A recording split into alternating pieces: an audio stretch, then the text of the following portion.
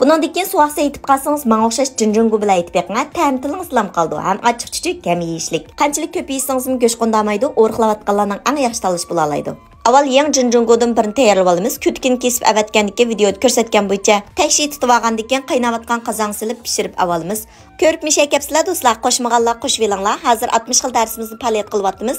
Cho'ng taqsiliq qo'rma, har xil taom, pishiriq, ichimlik murabba, bozorlik sovuq say darskimizni 10 qo'y bilan o'rganalaysiz.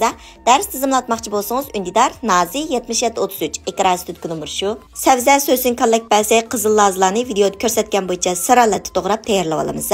Hamda bularni cho'ngroq taqsiga elib videoda ko'rsatgan bo'yicha ushoq chanalgan samsaq silvitimiz.